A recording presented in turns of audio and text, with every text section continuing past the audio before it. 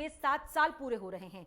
नरेंद्र मोदी ने अपने 7 साल के कार्यकाल में जता दिया है कि राजनीतिक इच्छा शक्ति वाली सरकार अपने फैसलों से कैसे राजनीति की दशा दिशा बदल सकती है। नरेंद्र मोदी सरकार की उपलब्धियों पर गौर करें तो देश ही नहीं बल्कि दुनिया भर में भारत का सम्मान बढ़ा है। प्रधानमंत्री मोदी के 7 साल के कार्यकाल पर हमारा खास कार्यक्रम 7 साल मोदी के।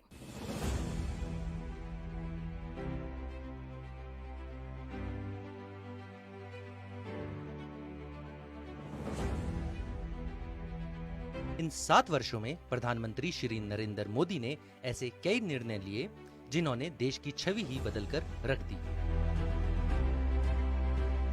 स्वच्छ भारत से लेकर स्वस्थ भारत तक और कश्मीर क्रांति से लेकर नागरिकता क्रांति तक मोदी सरकार ने कई ऐतिहासिक फैसले लिए।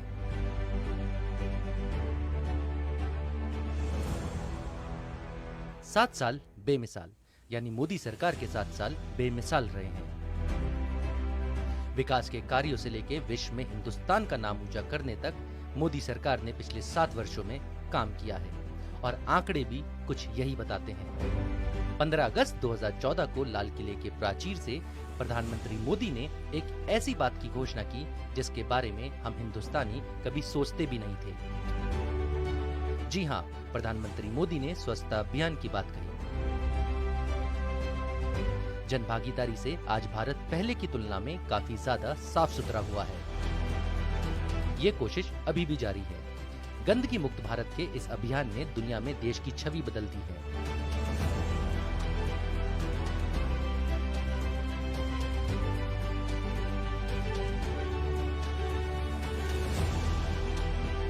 – 2014 तक देश के 18,000 गांव बिजली से वंचित थे। मोदी सरकार ने इसे मिशन मोड में लेकर काम किया और आज 100% गांव में बिजली पहुंच चुकी है। अब हर घर को बिजली का अभियान भी अपनी पूर्णता की ओर है। मोदी सरकार ने इसके साथ ही बिजली बचाने और बिजली बिल कम करने के लिए एलईडी बल्ब लगाने का भी एक और बड़ा अभियान चलाया है। अभी तक 50 करोड़ से ज्यादा एलईडी बल्ब का वितरण हो चुका है और ये अभी भी जारी है।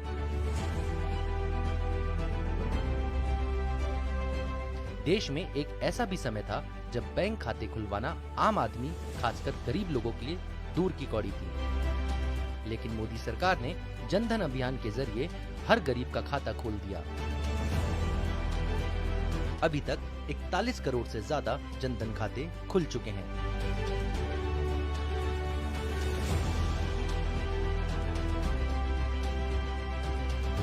गरीबों के रहने के लिए 2 करोड़ आवास का निर्माण किया गया है। साथ ही देश में अभी तक 10 करोड़ से ज्यादा शौचालयों का निर्माण किया जा चुका है। मोदी सरकार ने सबके विकास को चरितार्थ करने के लिए मुद्रा योजना के तहत 24 करोड़ से ज्यादा लोगों को बैंक लोन दिया है।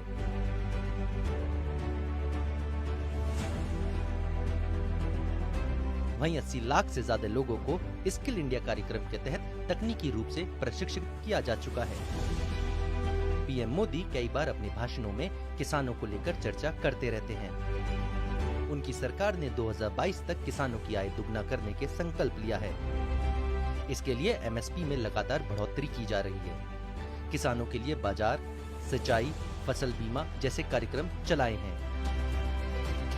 22 करोड़ से ज्यादा किसानों को सॉइल हेल्थ कार्ड दिया गया है।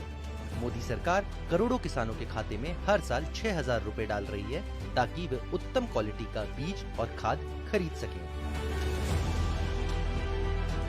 सरकार कोरोना काल में भी किसानों के लिए बड़ी बड़ी योजनाओं पर कार्य कर रही है।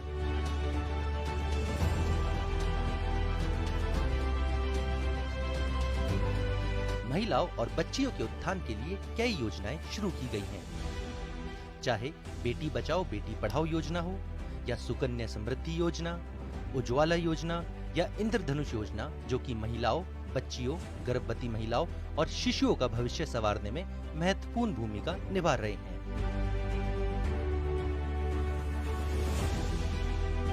8 करोड़ से ज्यादा महिलाओं को उज्ज्वला योजना के तहत मुफ्त में गैस सिलेंडर दिया गया है।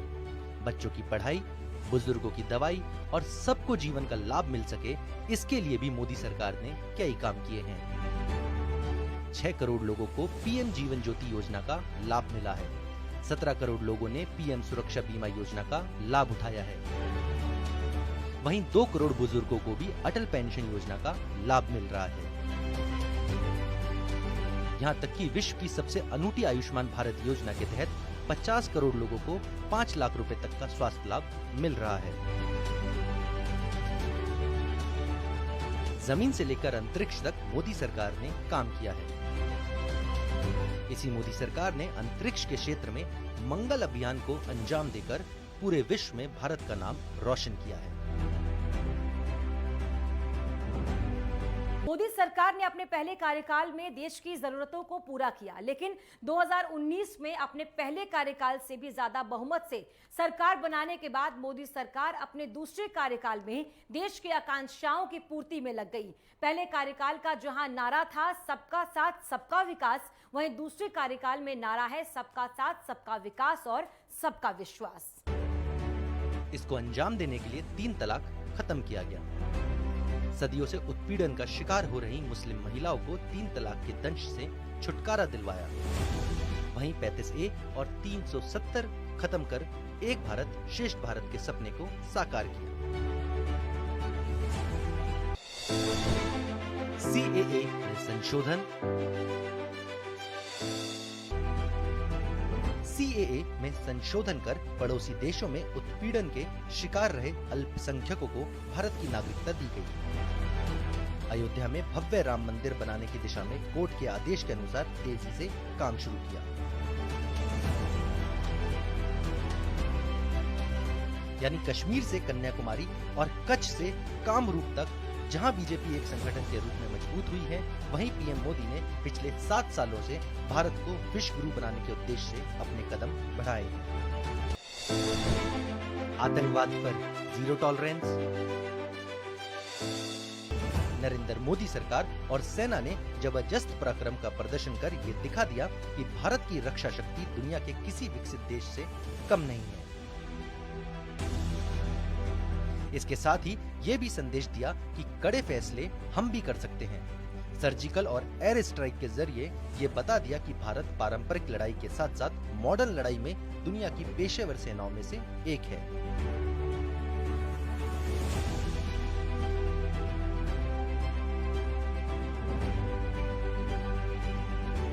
उरी आतंकी हमले के बाद 28 सितंबर 2016 को दुनिया का आधा हिस्सा सो रहा था और भारतीय सेना की स्पेशल फोर्स पाकिस्तान के नापाक मंसूबों का मुंहतोड़ जवाब दे रही थी। भारतीय कमांडोज पाकिस्तान के कब्जे वाले कश्मीर में आतंकियों के लॉन्च पैड्स पर हमला कर रहे थे। इसके बाद पुलवामा में जो आतंकी हमला हुआ था, उसके बाद भारतीय वायुसेना ने 26 फरवरी 2019 को बालाकोट एयर स्ट्राइक से पाकिस्तान को मुंहतोड़ जवाब दिया। भारतीय जवानों ने पाकिस्तान की सीमा में घुसकर आतंकियों के ठिकानों को तबाह कर दिया। मोदी सरकार में देश का चरित्र ही बदल गया। आतंकवाद के मुद्दे पर देश अब सहने की बजाय उसका मुंहतोड़ जवाब देना सीख गया था। Goods and services tax. Bharat में नया गुड्स एंड सर्विस टैक्स यानी कि जीएसटी लंबे समय से अटका हुआ था। मोदी सरकार ने सत्ता में आने के 3 साल बाद संसद से जीएसटी को पास कराया और यह देश में 1 जुलाई 2017 से लागू हो गया। देश में कर सुधार की दिशा में यह सबसे बड़ा कदम था। जीएसटी लागू करने का मकसद एक देश एक कर यानी कि वन नेशन वन टैक्स प्रणाली है। जीएसटी लागू होने के बाद उत्पाद की कीमत हर राज्य में एक ही हो गई है और राज्य को उनका हिस्से का टैक्स केंद्र सरकार देती है। स्वर्ण आरक्षण।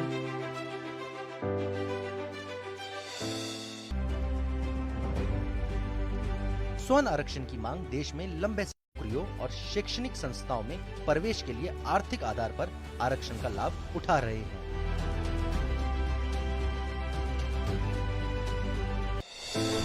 देश में स्वच्छता की अलग जगाई।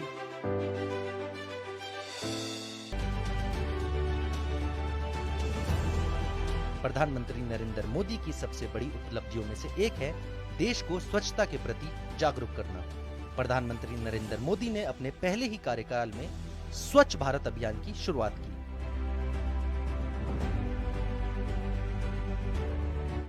मैं स्वयं स्वच्छता के प्रति सजग रहूंगा और उसके लिए समय दूंगा।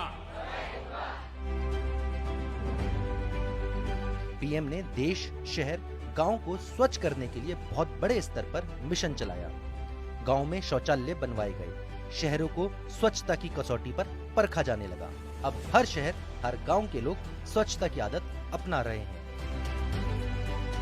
2019 में मोदी सरकार का 2.0 कार्यकाल शुरू हुआ, जिसकी शुरुआत ही धमाकेदार रही और सरकार ने देश के हित में कुछ ऐसे फैसले लिए जो दशकों तक अटके हुए थे, जिन्हें जानबूझकर लटकाया गया था। जिन विवादित मुद्दों को पिछली सरकारों ने छूने तक की हिम्मत नहीं दिखाई, उन्हें मोदी सरकार ने एक झटके में जड़ से खत्म कर दिया।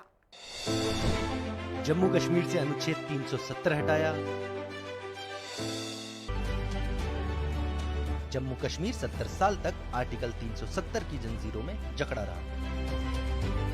पिछले साल 5 अगस्त को मोदी सरकार ने कश्मीर को अनुच्छेद 370 से मुक्ति दे दी। इसी के साथ जम्मू कश्मीर में देश के वो सभी कानून लागू हो गए जिन्हें 70 साल तक लागू नहीं किया जा रहा था। साथ ही जम्मू कश्मीर का अलग झंडा हटाकर अब वहां के सरकारी दफ्तरों में तिरंगा लहराने लगा। अनुच्छेद 370 की बेड़ी टूटने के साथ ही जम्मू कश्मीर के लोगों को अब केंद्र सरकार की लाभकारी योजनाओं का भी फायदा मिलने लगा है, जिनसे कई सालों तक कश्मीर के लोगों को वंचित रखा गया था। नागरिकता कानून,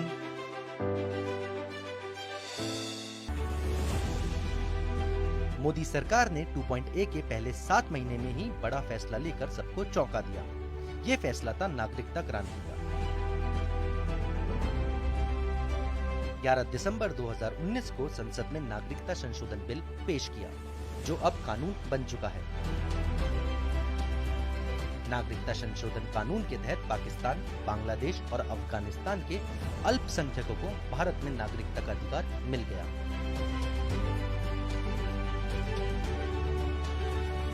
यानी इन देशों के हिंदू, सिख, जैन, बुद्ध, पारसी और ईसाई जो सालों से शरणार्थी की जिंदगी जीने को मजबूर थे, उन्हें भारत की नागरिकता प्राप्त करने का अधिकार मिल गया। पड़ोसी देशों से जान बचाकर भागे लोग जो सालों तक भारत में शरणार्थी बने रहे, अब वो भारत के नागरिक कहलाने लगे हैं। देश के सबसे बड़े कानूनी विवाद अयोध्या विवाद का हल भी मोदी सरकार 2.0 के पहले 6 महीने में ही हो गया था।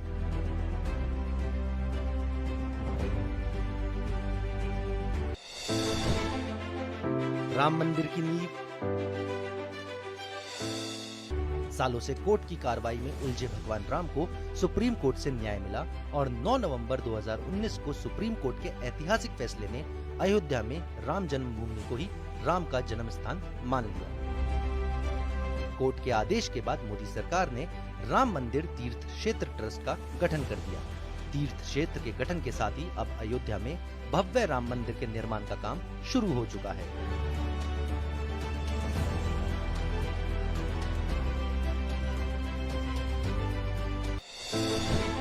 खत्म किया 3 तलाक। मोदी सरकार ने मुस्लिम महिलाओं को 3 तलाक की काली प्रथा से आजादी दिलाई। मोदी सरकार ने मुस्लिम महिलाओं को 3 तलाक की काली प्रथा से आजादी दिलवाई। 6 साल के कार्यकाल में मोदी सरकार की सबसे बड़ी उपलब्धियों में से एक है 3 तलाक को खत्म करना। 3 तलाक कानून के तहत कोई भी मुस्लिम शख्स मौखिक, लिखित या किसी भी अन्य माध्यम से अपनी पत्नी को एक बार में 3 बार तलाक देता है तो वह अपराध माना जाएगा। ऐसी मुस्लिम महिलाएं जो 3 तलाक के डर के साए में जीने को मजबूर थीं, अब आत्मसम्मान के साथ अपनी जिंदगी जी रही हैं। भारत की अंतर्राष्ट्रीय पहचान,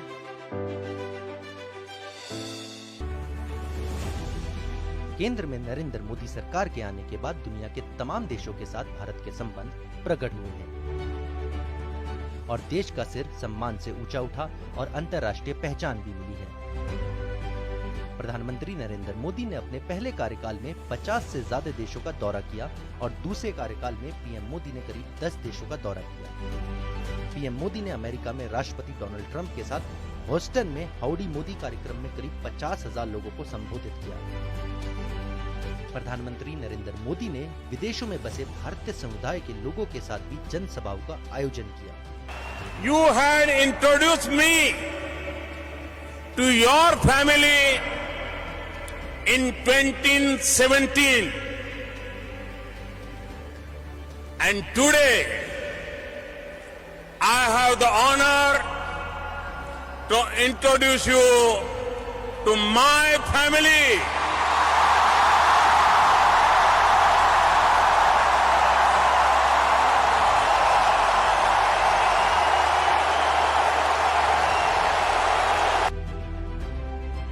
सऊदी अरब से लेके यूएई सहित तमाम इस्लामिक देशों ने भारत के प्रधानमंत्री श्री नरेंद्र मोदी को देश का सर्वोच्च नागरिक सम्मान से सम्मानित भी किया है। इसके अलावा इस्लामिक देशों के साथ भारत के संबंध भी पहले से ज्यादा मजबूत हुए हैं, जिसका नतीजा है कि कश्मीर मसले पर दुनिया भर के देशों ने भारत का साथ दिया था।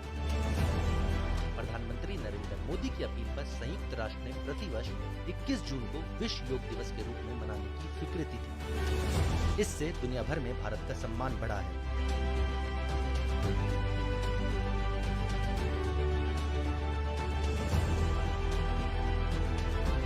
भारत और चीन के सीमा विवाद पर भी पूरी दुनिया के देशों ने भारत का ही साथ दिया था। प्रधानमंत्री नरेंद्र मोदी की कार्यशैली का ही नतीजा है कि भारत और चीन के सीमा विवाद पर पूरी दुनिया के देशों ने भारत का ही साथ दिया था।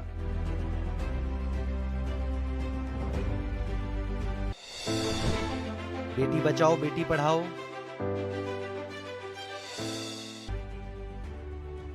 प्रधानमंत्री नरेंद्र मोदी ने देश की बेटियों के उत्थान और उन्हें स्वावलंबी बनाने के लिए बेटी बचाओ बेटी पढ़ाओ योजना की शुरुआत की। इस योजना से काफी मदद मिली है और देश में लोगों का बेटियों के प्रति नजरिया भी बदला है। बालिकाओं को संरक्षण और सशक्त करने के लिए बेटी बचाओ बेटी पढ़ाओ योजना की शुरुआत 22 जनवरी 2015 से की गई। इस योजना का मुख्य उद्देश्य शिक्षा के माध्यम से लड़कियों को सामाजिक और वित्तीय रूप से स्वतंत्र बनाना है, लोगों को इसके प्रति जागरूक करना एवं महिलाओं के लिए कल्याणकारी सेवाएं वितरित करने में सुधार करना है। इस योजना के तहत मुख्य रूप से लड़के और लड़कियों के लिंग अनुपात में ध्यान केंद्रित करना किया गया है, ताकि महिलाओं के साथ हो रहे भेदभाव और सेक्स डिटर्मिनेशन टेस्ट को रोका जा सके। इस योजना का उद्देश्य बेटियों के अस्तित्व को बचाना एवं उनकी सुरक्षा को सुनिश्चित करना भी है। पिछले 7 सालों से केंद्र सरकार किसानों की आय बढ़ाने का लगातार प्रयास कर रही है। सरकार की ओर से किसानों को नकद के साथ कई और स्कीमों का फायदा दिया जा रहा है। प्रधानमंत्री किसान सम्मान निधि योजना के तहत एक साल में करीब 10 करोड़ किसानों को 72,000 करोड़ की नकद मदद दी गई। 3,000 रुपए की मासिक पेंशन,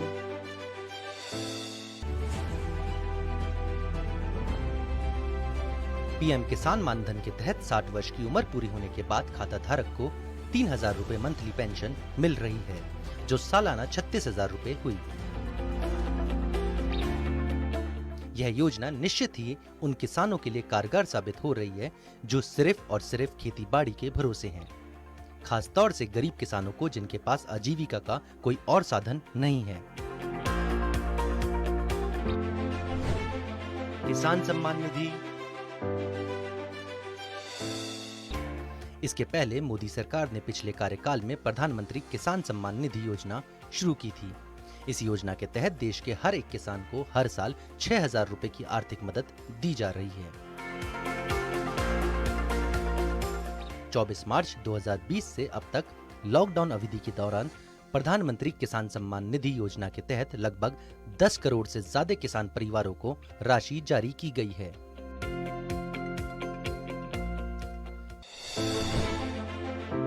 जल जीवन मिशन। जल जीवन मिशन की शुरुआत से पहले देश में लगभग 17% यानी 13 करोड़ 23 लाख घरों में ही जल आपूर्ति का कनेक्शन था। बाकी 15 करोड़ 70 लाख घरों में पानी का कनेक्शन देने के लिए वर्ष 2019 में 15 अगस्त के दिन मिशन शुरू किया गया। ग्रामीण जल जीवन मिशन के पहले चरण में लगभग 7 करोड़ घरों में नल से जलापूर्ति करने में सफलता मिली है। वर्ष 2024 तक देश के ग्रामीण क्षेत्रों के सभी 19 करोड़ घरों में जलापूर्ति के लिए नल का कनेक्शन पहुंचाने का लक्ष्य निर्धारित किया गया है।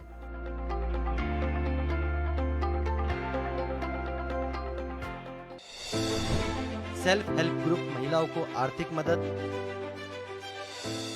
हाल ही में वित्त मंत्री ने ऐलान किया कि पीएम गरीब कल्याण योजना के तहत महिला सेल्फ हेल्प ग्रुप के तहत 7 करोड़ परिवारों को फायदा मिलता है।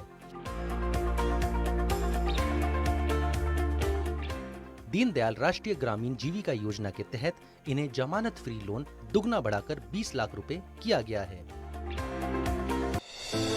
बिना गारंटी लोन। अब मुद्रा स्कीम के तहत आपको अपना बिजनेस शुरू करने के लिए 20 लाख रुपए तक लोन मिलता है। पहले यह लिमिट 10 लाख रुपए थी।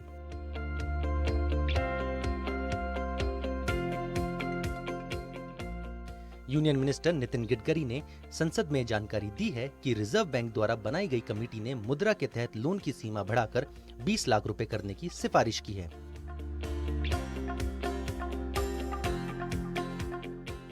प्रधानमंत्री नरेंद्र मोदी ने मुद्रा योजना की शुरुआत 2015 में ही की थी। इसके तहत बिजनेस शुरू करने पर बिना गारंटी लोन उपलब्ध कराया जाता है।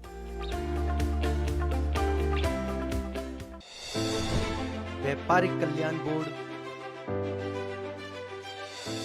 वाणिज्य और उद्योग मंत्रालय ने छोटे और मध्यम व्यापारियों की समस्याओं को दूर करने के लिए राष्ट्रीय व्यापारी कल्याण बोर्ड के गठन को लेकर नोटिफिकेशन जारी कर दिया है। भारतीय जनता पार्टी ने अपने चुनावी घोषणा पत्र में भी राष्ट्रीय व्यापारी कल्याण बोर्ड के गठन का वादा किया था। चार धाम ऑल वेदर एक्सप्रेसवे। यह एक हाईवे प्रोजेक्ट है। इसके तहत केदारनाथ, बद्रीनाथ, गंगोत्री और यमुनोत्री जैसे उत्तराखंड के 4 धामों को आपस में हाईवे के जरिए जोड़ने की योजना है। प्रोजेक्ट के तहत 879 किलोमीटर लंबी सड़कों को चौड़ा किया जा रहा है और इन्हें हाईवे में बदला जा रहा है। साथ ही सड़कों की मरम्मत भी हो रही है।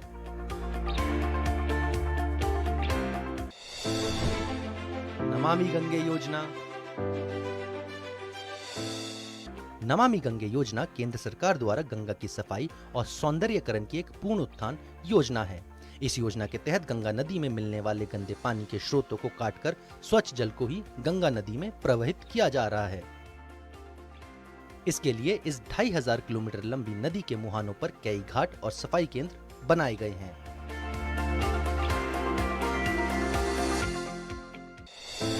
बिछ रहा है सड़कों का जाल। मौजूदा केंद्र सरकार के कार्यकाल में सड़क निर्माण का काम तेजी से बढ़ रहा है। आज हर रोज जिस गति से काम हो रहा है वह पहले हुए कामों से 3 गुना ज्यादा है। भारतीय सड़कों का जाल दुनिया में सबसे विस्तृत है, जो लगभग 55 लाख किलोमीटर क्षेत्र कवर करता है। पिछले 10 साल के सरकारी आधिकारिक आंकड़ों के मुताबिक साल 2014 के बाद से, यानी बीजेपी के सत्ता में आने के बाद से हर साल बनने वाले हाईवे की कुल लंबाई बढ़ी है। 2013-14 में यानी पिछली सरकार की सत्ता के आखिरी साल में 4260 किलोमीटर हाईवे का निर्माण हुआ। वहीं साल 2017-18 यानी मौजूदा सरकार में 9829 किलोमीटर हाईवे का निर्माण हुआ।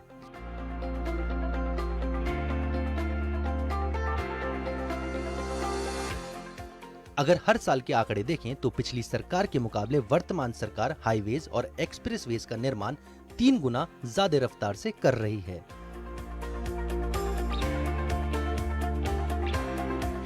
कोरोना वायरस या कोविड-19 संक्रमण ऐसी बीमारी है जिसे वैश्विक संगठन द्वारा महामारी घोषित किया गया। नवंबर 2019 में ये चीन की लैब से निकला था। धीरे धीरे ये वायरस इंसान से इंसान में फैलने लगा, देखते ही देखते इस वायरस ने पूरे दुनिया में पैर पसार लिए। मोदी सरकार ने भी इस महामारी से लड़ने के लिए अपनी कमर कस ली। कोरोना से जंग। भारत में कोरोना से जंग की शुरुआत 22 मार्च 2020 को जनता कर्फ्यू के साथ शुरू हुई थी, जब प्रधानमंत्री नरेंद्र मोदी ने देश की जनता से जनता कर्फ्यू का आह्वान किया और देश की जनता ने इस जनता कर्फ्यू से पूरी दुनिया को आश्चर्यचकित कर दिया था। उसके बाद प्रधानमंत्री श्री मोदी ने 25 मार्च 2020 से देश भर में लॉकडाउन की शुरुआत की, लेकिन साथ में यह भी ध्यान रखा कि लॉकडाउन के दौरान ना ही तो देश की अर्थव्यवस्था को नुकसान हो और ना ही आमजन को परेशानी हो। 26 मार्च 2020 को वित्त मंत्री निर्मला सीतारमण ने 1,70,000 करोड़ रुपए के राहत पैकेज की घोषणा की। 5 अप्रैल 2020 को लॉकडाउन फेज 1 के पूरे होने पर प्रधानमंत्री मोदी के आह्वान पर देश के नागरिकों ने दिए जलाकर कोरोना वॉरियर्स का हौसला बढ़ाया। लॉकडाउन फेज 2 के अंत तक भारत में कोरोना की रफ्तार 2.5 गुना धीरे हुई, जो कि पूरी दुनिया के लिए आश्चर्यचकित करने वाला आंकड़ा था। कई महीनों की कड़ी मशक्कत के बाद आखिरकार हिंदुस्तान दुनिया के उन चुनिंदा लोगों की लिस्ट में शुमार हो गया जिसके पास कोरोना की अपनी वैक्सीन है। हालांकि ये काम इतना आसान नहीं था। जब पूरी दुनिया के वैज्ञानिकों को वैक्सीन इजाद करने में पसीने छूट रहे थे, ऐसे में हिंदुस्तानी वैज्ञानिकों ने कोरोना की वैक्सीन बना डाली और हिंदुस्तान की बनाई गई वैक्सीन न केवल अपने लोगों की जिंदगी बचा रही है, बल्कि दुनिया के कई लोगों को भी कोरोना वैक्सीन सप्लाई की जा रही है।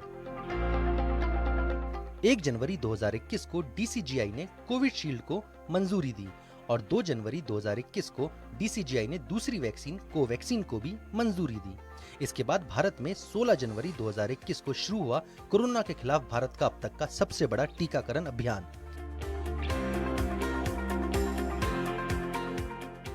टीकाकरण के पहले दिन 1,65,714 लोगों को टीका लगा और मई 2021 तक करीब 18 करोड़ से ज्यादा लोगों को टीका लग चुका है। भारत ने अब तक Bahrain, Sri Lanka, Brazil, Morocco, Bangladesh, Myanmar, Bhutan, Nepal, Maldives, Mauritius, Canada, Afghanistan समेत 47 देशों को भारत में बनी कोरोना वैक्सीन की लगभग 90 मिलियन डोसेज दी हैं। और वर्तमान उत्पादन की स्थिति को देखते हुए भारत दुनिया के 70 देशों को कोरोना वैक्सीन देने में सक्षम है। प्रधानमंत्री नरेंद्र मोदी के 7 साल के कार्यकाल पर यह थी हमारी खास पेशकश। आप देखते रहिए नेटवर्क 10। जय हिंद।